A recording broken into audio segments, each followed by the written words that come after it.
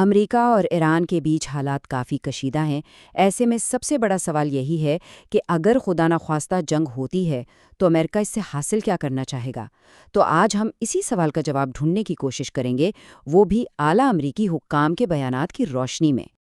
تو اصل سوال تو یہی ہے نا کہ ایران کے ساتھ ایک ممکنہ جنگ سے امریکہ کو آخر چاہیے کیا؟ آئیے ذرا ان بیانات کو گہرائی سے دیکھتے ہیں جو اس سوال کا بالکل صاف صاف جواب دیتے ہیں۔ اچھا، امریکہ کے جو بنیادی مقاصد ہیں ان کو سمجھنے کے لیے ہمیں دو اہم ترین شخصیات کے بیانات پر نظر ڈالنی ہوگی، ایک صدر ٹرمپ اور دوسرے ان کے وزیر دفاع۔ اب سب سے دلچسپ بات یہ ہے کہ صدر اور ان کے وزیر دفاع کے بیانات میں غضب کی یکسانیت ہے۔ دونوں نے بالکل ایک ہی بات کہی ہے کہ ان کا پہلا مقصد ایران کی میزائل صلاحیت، اس کی دفاعی صنعت اور اس کی بحریہ کو نشانہ بنانا ہے۔ اچھا، تو یہ تو ہو گئے بڑے مقاصد۔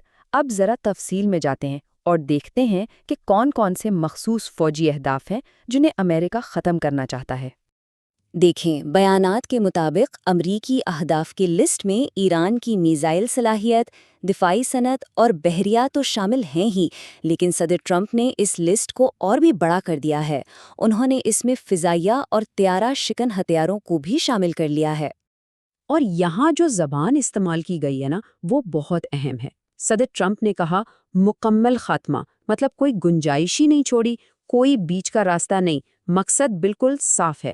لیکن بات صرف فوجی اہداف تک محدود نہیں ہے۔ ایک اور معاملہ ہے جسے امریکہ اپنی ریڈ لائن سمجھتا ہے، اور وہ ہے ایران کا ایٹمی پروگرام۔ اس پر کوئی سمجھوتا نہیں ہو سکتا۔ یہ بیان دیکھیں، یہ امریکی پالیسی کا مرکز ہے، کبھی بھی اجازت نہیں دی جائے گی۔ مطلب الفاظ بالکل واضح ہیں، کوئی شک و شبے کی گنجائش نہیں۔ ایران کو ایٹمی طاقت بننے کے قریب بھی نہیں آنے دیا جائے گا۔ اور یہ صرف صدر کی بات نہیں تھی، ان کے وزیر دفاع نے بھی بالکل یہی بات دہرائی۔ اس سے پتہ چلتا ہے کہ جوہری پروگرام کے معاملے پر امریکی قیادت میں کوئی دو رائے نہیں ہے۔ تو ہم نے فوجی اہداف کی بات کی، ایٹمی پروگرام کی بھی۔ اب اس حکمت عملی کا تیسرا اور آخری اہم حصہ دیکھتے ہیں، اور وہ ہے مشرق وسطی میں امریکی اتحادیوں کا دفاع۔ یہاں بھی صدر ٹرمپ نے بہت مضبوط الفاظ استعمال کیے ہیں۔ انہوں نے اپنے علاقائی پارٹنر سے اعلیٰ ترین سطح پر دفاع کا وعدہ کیا ہے۔ یہ صرف ایک وعدہ نہیں بلکہ اپنے دوستوں کے لیے ایک بہت بڑا پیغام ہے۔ تو چلیں اب تک کی ساری بات کو سمیٹتے ہیں۔ بنیادی طور پر 3 مقاصد سامنے آئے ہیں۔ پہلا، ایران کی اہم فوجی صلاحیتوں کو ختم کرنا، دوسرا، اسے ایٹمی ہتھیاروں سے ہر حال میں دور رکھنا، اور تیسرا، خطے میں اپنے اتحادیوں کی حفاظت کرنا۔ یہ تینوں مل کر امریکی حکمت عملی کی پوری تصویر بناتے ہیں۔ اب جب یہ سارے مقاصد اتنے واضح طور پر سامنے رکھ دیے گئے ہیں تو سب سے بڑا سوال یہ اٹھتا ہے کہ اس خطے کا مستقبل کیا ہے؟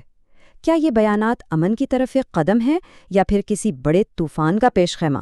یہ ایک ایسا سوال ہے جس پر سوچنا بہت ضروری ہے۔